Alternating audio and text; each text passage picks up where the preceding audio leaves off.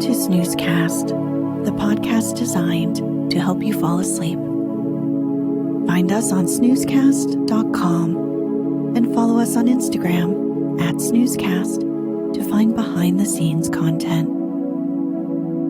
If you would like to get an email once a week with upcoming sleep stories and other news, subscribe to the Snoozeletter at snoozecast.com. This episode is brought to you by Gold Coinage. Tonight, we're airing a rebroadcast of the opening to The Treasure Seeker, an adventurous fairy tale found in the Crimson Fairy Book, compiled by Andrew Lang and published in 1903. The conclusion episode will air tomorrow. In the opening of this story, some shepherds sit around one night telling of the strange things that happened to them in their youth. One of their stories is more exciting than expected, regarding a mysterious, dark spirit, the treasure seeker of the mountain.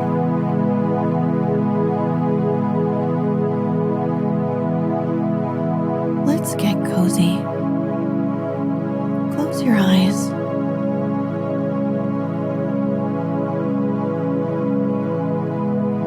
Relax your body into the softness of your bed.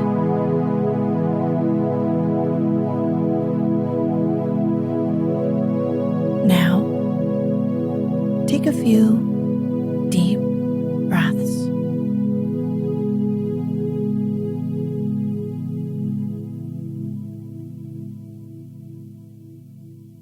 The Treasure Seeker. Once, long ago, in a little town that lay in the midst of high hills and wild forests, a party of shepherds sat down one night in the kitchen of the inn, talking over old times and telling of the strange things that had befallen them in their youth.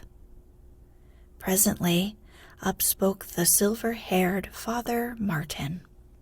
"Comrades," said he, "you have had wonderful times, wonderful adventures, but I will tell you something still more astonishing that happened to myself.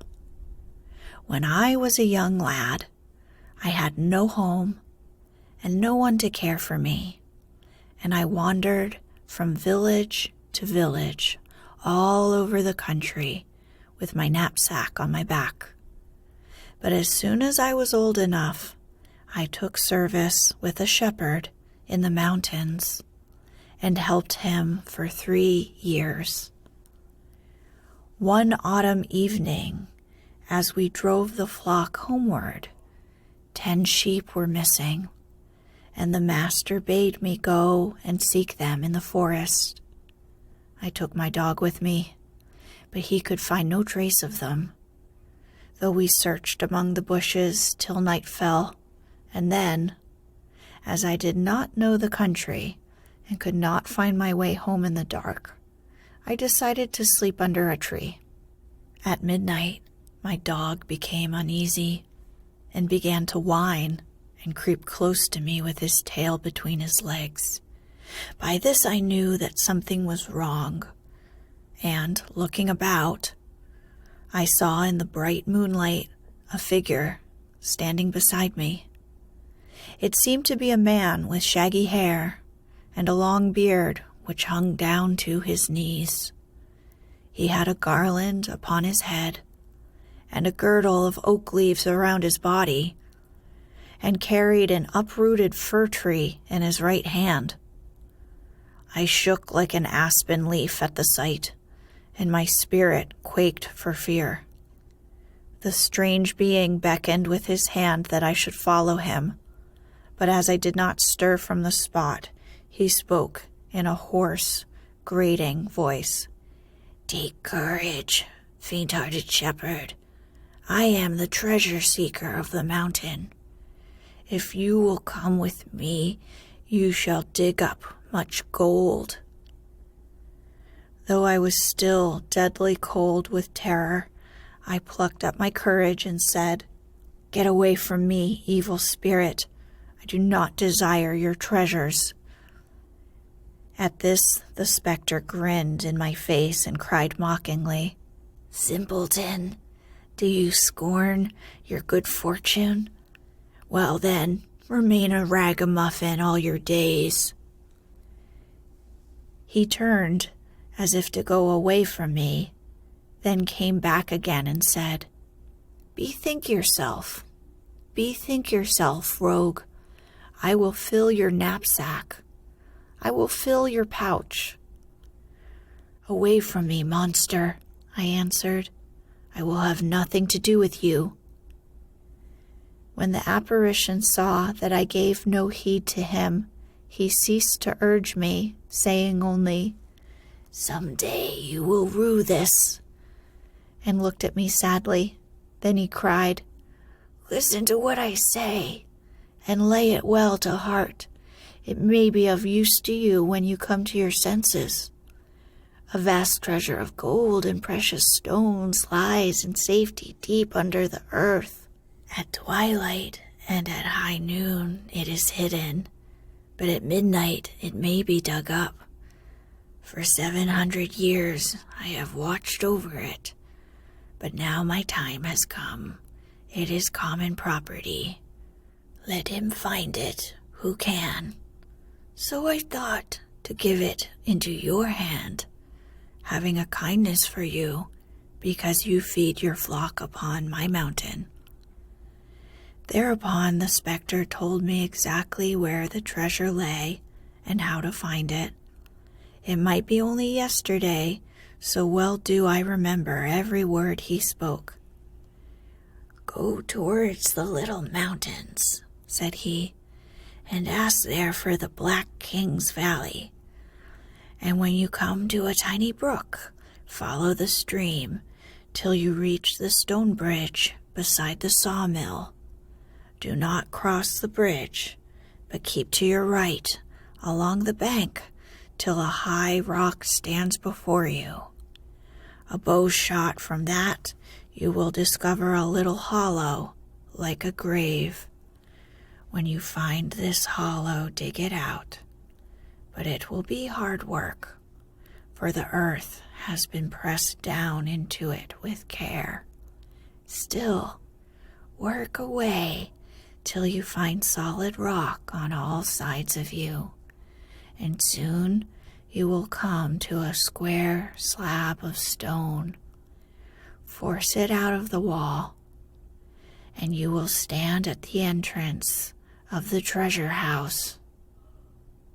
Into this opening you must crawl, holding a lamp in your mouth.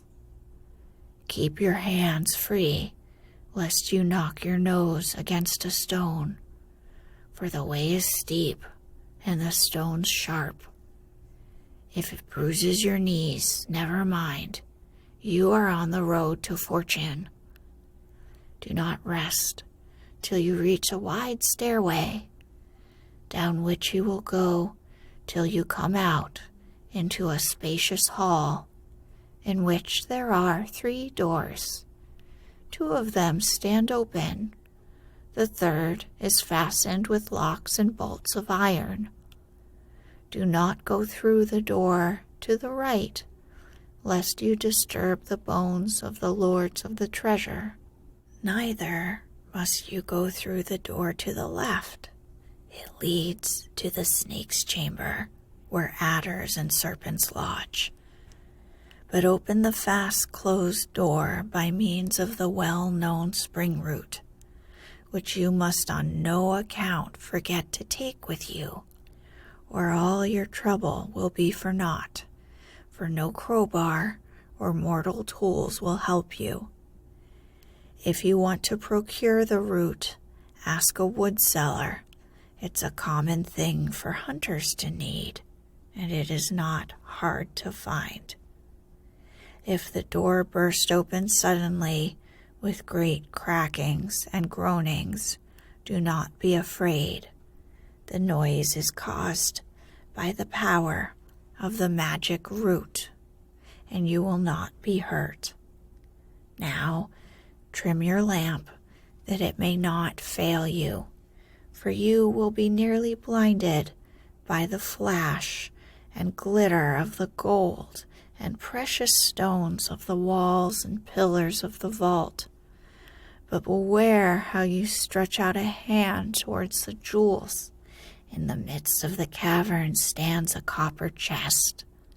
In that you will find gold and silver, enough and to spare, and you may help yourself to your heart's content. If you take as much as you can carry, you will have sufficient to last your lifetime, and you may return 3 times. But woe betide you if you venture to come a 4th time. You would have your trouble for your pains, and you would be punished for your greediness by falling down the stone steps and breaking your leg. Do not neglect each time to heap back the loose earth which concealed the entrance of the king's treasure chamber. As the apparition left off speaking, my dog pricked up his ears and began to bark. I heard the crack of a carter's whip and the noise of wheels in the distance, and when I looked again, the specter had disappeared. So ended the shepherd's tale, and the landlord, who was listening with the rest, said shrewdly, "Tell us now, Father Martin, did you go to the mountain and find what the spirit promised you, or is it a fable?" "Nay, nay," answered the graybeard. "I cannot tell if the spectre lied, for never a step did I go towards finding the hollow, for 2 reasons. One was that my neck was too precious for me to risk it in such a snare as that. The other, that no one could ever tell me where the spring root was to be found." Then Blaise, another aged shepherd, lifted up his voice. "'Tis a pity, Father Martin, that your secret has grown old with you. If you had told it 40 years ago, truly you would not long have been lacking the spring root. Even though you will never climb the mountain now, I'll tell you, for a joke, how it is to be found. The easiest way to get it is by the help of a black woodpecker. Look, in the spring, where she builds her nest in a hole in a tree, and when the time comes for her brood to fly off, block up the entrance to the nest with a hard sod, and lurk in ambush behind the tree till the bird returns to feed her nestlings. When she perceives that she cannot get into her nest, she will fly round the tree, uttering cries of distress, and then dart off toward the sun setting. When you see her do this, take a scarlet cloak, or if that be lacking to you, buy a few yards of scarlet cloth, and hurry back to the tree before the woodpecker returns with the spring root in her beak. So soon as she touches with the root the sod that blocks the nest, it will fly violently out of the hole. Then spread the red cloth quickly under the tree, so that the woodpecker may think it's a fire, and in her terror drop the root. Some people really light a fire and strew spikenard blossoms in it, but that's a clumsy method, for if the flames do not shoot up at the right moment, away will fly the woodpecker, carrying the root with her." The party had listened with interest to this speech, but by the time it was ended, the hour was late, and they went their ways homeward, leaving only one man who had sat unheeded in the corner the whole evening through. Master Peter Block had once been a prosperous innkeeper and a master cook, but he had gone steadily down in the world for some time and was now quite poor. Formerly, he had been a merry fellow, fond of a joke, and in the art of cooking had no equal in the town. He could make fish jelly and quince fritters, and even wafer cakes, and he gilded the ears of all his boars' heads. Peter had looked about him for a wife early in life, but unluckily his choice fell upon a woman whose evil tongue was well known in the town. Ilse was hated by everybody, and the young folks would go miles out of their way rather than meet her, for she had some ill word for everyone. Therefore, when Master Peter came along and let himself be taken in by her boasted skill as a housewife, she jumped at his offer, and they were married the next day. But they had not got home before they began to quarrel. In the joy of his heart, Peter had tasted freely of his own good wine, and as the bride hung upon his arm, he stumbled and fell, dragging her down with him, whereupon she beat him soundly.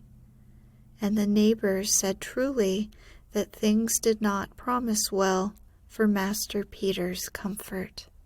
Even when the ill-matched couple were presently blessed with children, his happiness was but short-lived.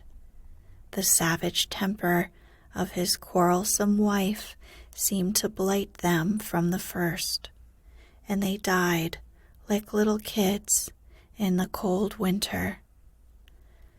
Though Master Peter had no great wealth to leave behind him, still it was sad to him to be childless, and he would bemoan himself to his friends when he laid one baby after another in the grave, saying, "The lightning has been among the cherry blossoms again, so there will be no fruit to grow ripe."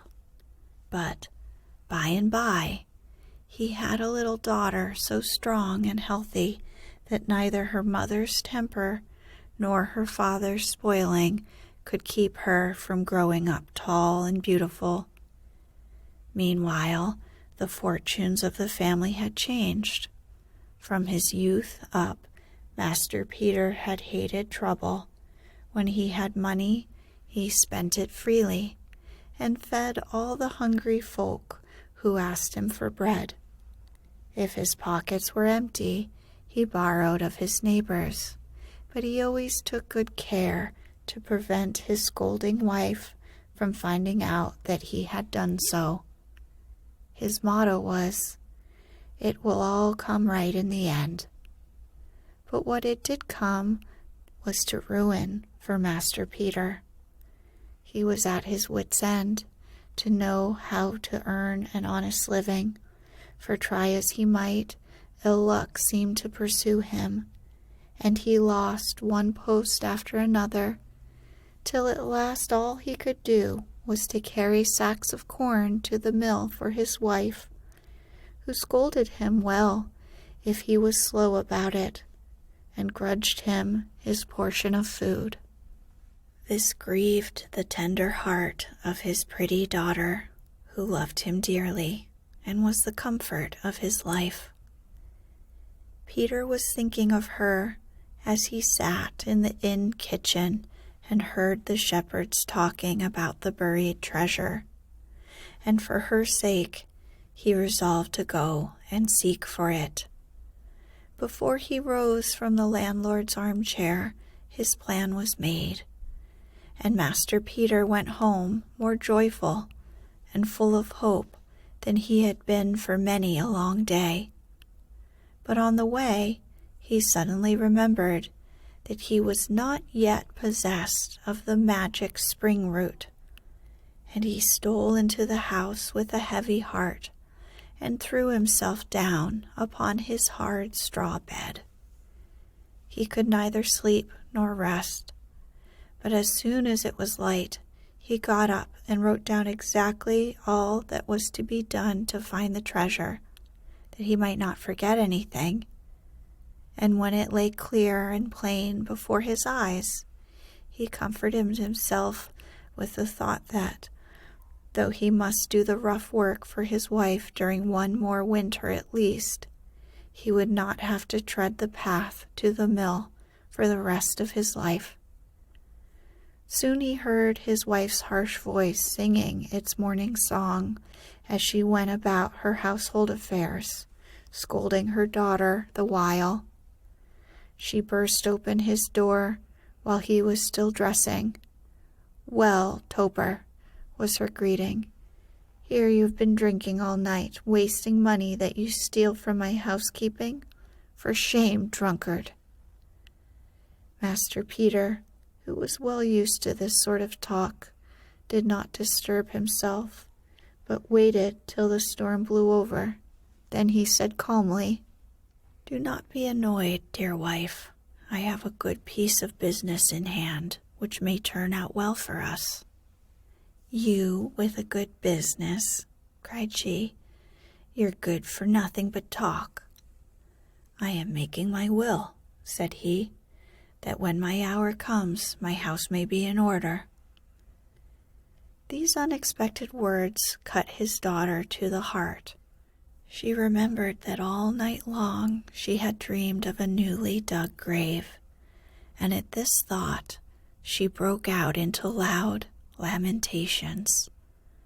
But her mother only cried, "Wretch, have you not wasted goods and possessions, and now do you talk of making a will?" And she seized him like a fury and tried to scratch out his eyes. But by and by the quarrel was patched up, and everything went on as before. From that day, Peter saved up every penny that his daughter Lucia gave him on the sly, and bribed the boys of his acquaintance to spy out a black woodpecker's nest for him. He sent them into the woods and fields, but instead of looking for a nest, they only played pranks on him. They led him miles over hill and vale, stock and stone, to find a raven's brood or a nest of squirrels in a hollow of a tree. And when he was angry with them, they laughed in his face and ran away. This went on for some time, but at last one of the boys spied out a woodpecker in the meadowlands among the wood pigeons, and when he had found her and her nest in the half-dead alder tree, he came running to Peter with the news of his discovery. Peter could hardly believe his good fortune, and went quickly to see for himself if it was really true. And when he reached the tree, there certainly was a bird flying in and out as if she had a nest in it. Peter was overjoyed at this fortunate discovery, and instantly set himself to obtain a red cloak. Now, in the whole town there was only one red cloak, and that belonged to a man of whom nobody ever willingly asked a favor. Master Hammerling, the hangman. It cost Master Peter many struggles before he could bring himself to visit such a person. But there was no help for it, and, little as he liked it, he ended up making his request to the hangman, who was flattered that so respectable a man as Peter should borrow his robe of office, and willingly lent it to him. Peter now had all that was necessary to secure the magic root. He stopped up the entrance to the nest, and everything fell out exactly as Blaze had foretold. As soon as the woodpecker came back with the root in her beak, out rushed Master Peter from behind the tree and displayed the fiery red cloak so adroitly that the terrified bird dropped the root just where it could be seen easily. All Peter's plans had succeeded, and he actually held in his hand the magic root, that master key which would unlock all doors and bring its possessor unheard of luck. His thoughts now turned to the mountain, and he secretly made preparations for his journey.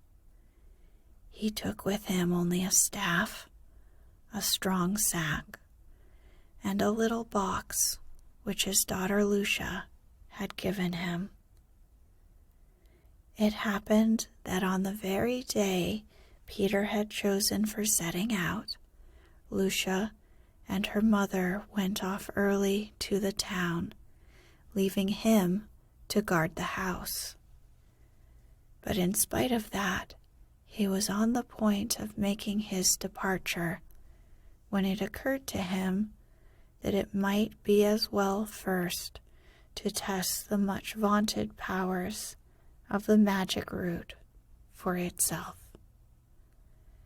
Dame Ilsa had a strong cupboard with 7 locks built into the wall of her room, in which she kept all the money she had saved, and she wore the key of it always hung about her neck. Master Peter had no control at all of the money affairs of the household, so the contents of this secret hoard were quite unknown to him, and this seemed to be a good opportunity for finding out what they were. He held the magic root to the keyhole, and to his astonishment heard all the 7 locks creaking and turning. The door flew open suddenly, and his greedy wife's store of gold pieces lay before his eyes. He stood still in sheer amazement, not knowing which to rejoice over most, this unexpected find, or the proof of the magic root's real power. But at last he remembered that it was quite time to be starting on his journey. So, filling his pockets with the gold, he carefully locked the empty cupboard again and left the house without further delay. When Dame Ilsa and her daughter returned, they wondered to find the house door shut and Master Peter nowhere to be found. They knocked and called, but nothing stirred within but the house cat, and at last the blacksmith had to be fetched to open the door. Then the house was searched from garret to cellar, but no Master Peter was to be found. "Who knows?" cried Dame Ilsa at last. "The wretch may have been idling in some tavern since early morning." Then a sudden thought startled her, and she felt for her keys. Supposedly they had fallen into her good-for-nothing husband's hands, and he had helped himself to her treasure. But no, the keys were safe in their usual place, and the cupboard looked quite untouched. Midday came, then evening, then midnight, and still no Master Peter arrived, and the matter became really serious. Dame Ilsa knew right away what a torment she had been to her husband, and remorse caused her the gloomiest forebodings. "Oh, Lucia," she cried, "I greatly fear that your father has done himself a mischief." And they sat till morning, weeping over their own fancies. As soon as it was light, they searched every corner of the house again, and examined every nail in the wall and every beam luckily, Master Peter was not hanging from any of them. After that, the neighbors went out with long poles to fish in every ditch and pond, but they found nothing. And then Dame Ilse gave up the idea of ever seeing her husband again, and very soon consoled herself, only wondering how the sacks of corn were to be carried to the mill in the future.